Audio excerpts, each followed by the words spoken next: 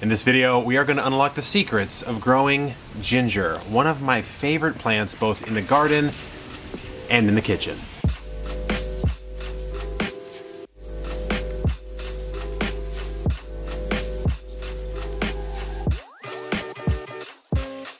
Kevin Espiritu here from Epic Gardening, where it's my goal to help you grow a greener thumb, and today we're talking about the almighty ginger, one of the most widely cultivated crops and used crops in the world. It's one of the first crops that was exported from Asia. Here we have the root. We'll get to why it's not actually a root in a second, but here is a plant, the ginger plant. This is actually not the classic species. This is Alpinia golonga, which is a Thai ginger, but for all intents and purposes, it grows the same way. Now, ginger, used in spices, you can candy it, you can dry it, there's a million and one things to do. So in this video, we're gonna learn how to grow it in a container, the exact way to get epic amounts of ginger. And at the very end, for a little bonus, I'm going to show you how I turn my homegrown ginger into a ginger powder. So if you want some epic ginger harvests, make sure to cultivate that like button and let's get into the video. One of the most important things to know when you're growing ginger is we call it the ginger root, but we're actually harvesting the rhizome, which is a modified underground stem. So it's technically a stem. It's the main stem of the ginger plant. And what we're doing is we are planting a rhizome when we're growing it in a container. So here's one that I have. I got it at a grocery store, and here's a pro tip when you're buying it at a grocery store. So when you're going to the store to find ginger, you want to look for eyes, right? So look for these little eyes. You can sometimes see them sprouting, sometimes not. And just grab a couple big chunks like this.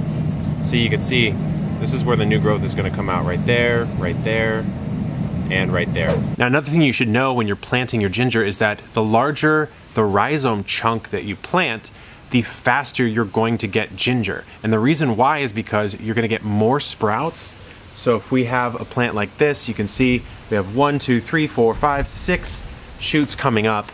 And that's only going to happen if there are enough areas for the shoots to come up. So if we took this little toe off right here, there might be 2 points, so you get 2 shoots. If we plant this entire ginger piece though, we're going to get a lot more, which means more shoot development up top and more root growth down below quicker, which means more photosynthesis, which means more energy, which means more growth, which means you get the ginger faster. Now that we know how ginger grows, we have to think about the container we're going to put it in, right? That's what the video is about. Now what you'll notice is as you plant it and the stalks start to come up, they creep in one direction. So they grow horizontally. The rhizome expands horizontally. So that means it makes a little bit more sense, in my opinion, to grow it in a wide, shallow pot rather than a narrow, deep pot. So this pot, for example, I may transplant into a wider, shallower pot. That's why I've chosen this one right here. For soil, we're going to use a really high quality potting mix. It wants something that is somewhat loose so that rhizome can creep and expand, but also really rich in organic matter. Now, while you can pre-sprout your ginger in a little bowl of water, just place it in a bowl of water, wait till you see some root and shoot development. If you so choose, you can just go ahead and plant it straight in and then hit it with a little bit of water. It's gonna start anyways. That's just kind of a way to speed up the process, but certainly not necessary. Anything that would be happening in that bowl will also be happening in this soil. So we have our mix here, a really nice high quality potting mix.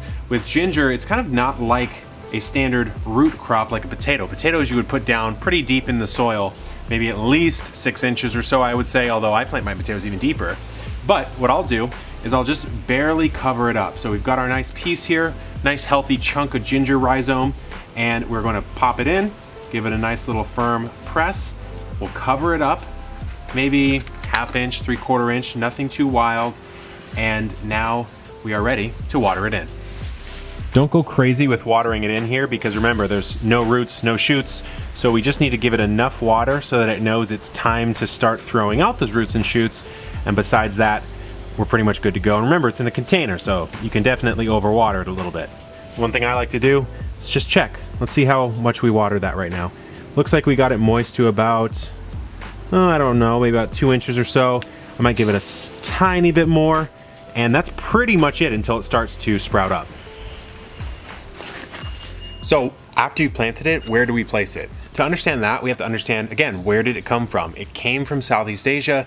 That's a tropical climate. Tropical climate means lots of rainfall, lots of humidity, lots of heat, and the soil is moist for quite some time. So if we're thinking about that and we're thinking, how do we place our container so that we get some nice sprouting and some good growth, good early growth, that means probably you're gonna wanna start it in the spring. Probably you're gonna wanna start it indoors if you're in a specifically cold area. You know, if you get a true frost in the winter, start it indoors, wait till you see some sprouts start to come up, and then you can think about moving it outdoors because again, heat, humidity, and water-loving plant. When these are cultivated en masse, right? In a commercial farming application, these are all planted in spring. The rhizomes are all planted in spring, timed right up to that monsoon or rainy season where they're cultivated, and that's because then you're just letting Mother Nature do the work. Of course, we're growing it in a container, so after it sprouts, you're gonna have to do a little bit as far as its care. Let's talk about 3 different problems that you can run into when you're growing ginger in containers. Honestly, it really is a simple plant provided you're matching it to the conditions it expects, the conditions it's used to, right? Where it evolved.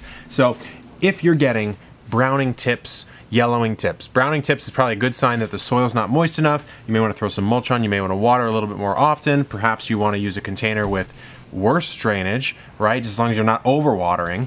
And if you're getting it to yellow a little bit, it's a nutrient-loving plant, so you may want to give it some granular fertilizer, organic granular fertilizer, or if you so choose, a liquid fertilizer. Just kind of watch out and pay attention. It's the #1 skill in the garden. Pay attention and you will become a better gardener magically. If it's getting soggy and these are rotting out, that's of course too much water.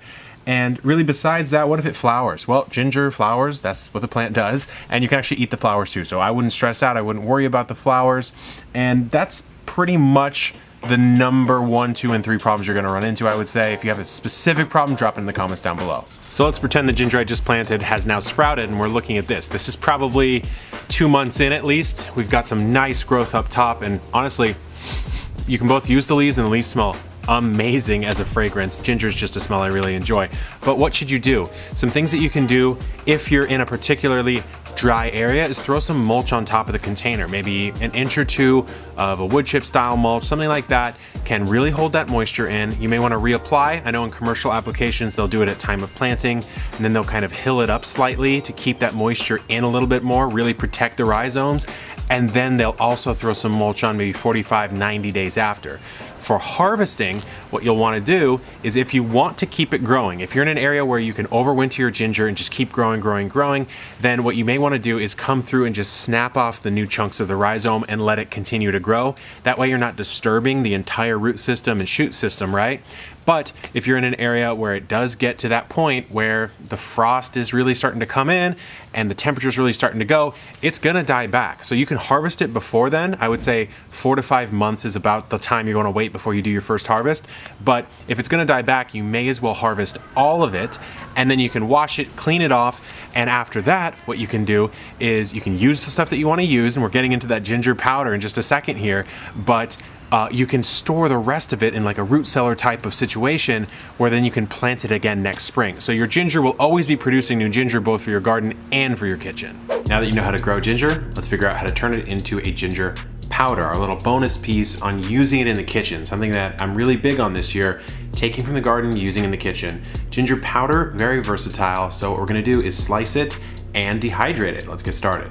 If you've harvested this from the ginger you grew in containers, make sure you give it a good wash and scrub, but this one's nice and clean, so let's chop it, and we're slicing it into uniform slices because when we dehydrate it, we want it to dehydrate at the same rate, and so the thickness of the slice should be uniform.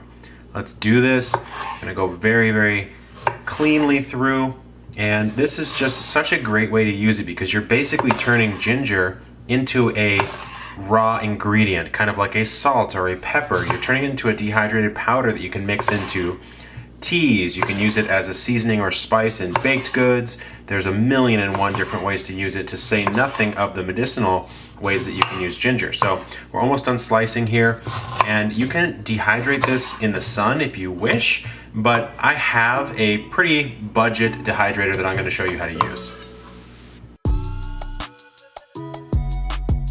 Here's the dehydrator we're using. It's a Nesco. It's a very commonly found one. It basically works by these stackable trays. So these stackable trays have little sheetings that you can put on top, and that's what we'll do. We're just gonna lay our ginger out. I already have some loquats dehydrating in here, so it's laid out, and we're gonna go 3 to 4 hours at around 115 degrees until the ginger snaps. That's how it's completely dry, because it can't be turned into a powder if there's really any water content left at all.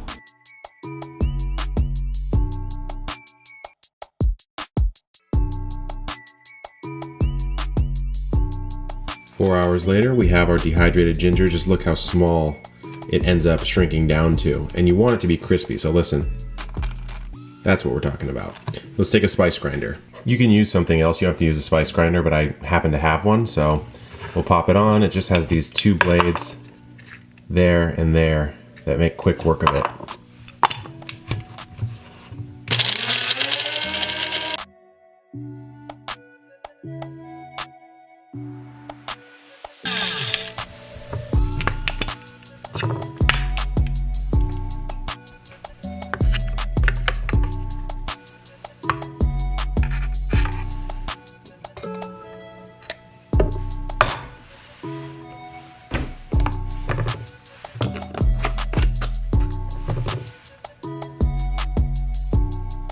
So we've gone from grabbing ginger, even at the grocery store, turning it into a beautiful ginger plant, cultivated in a container, and then all the way down to turning it back into ginger powder that I'm gonna use for my teas and my seasonings. And of course, I'm gonna need a whole lot more of this, so I better grow some more ginger. Guys, it's a super fun plant, it's super easy. I really encourage you to grow this one. And even if you're in a climate that won't support it really exploding, still grow it as a nice ornamental. It's a fantastic plant. So until next time, good luck in the garden and keep on growing.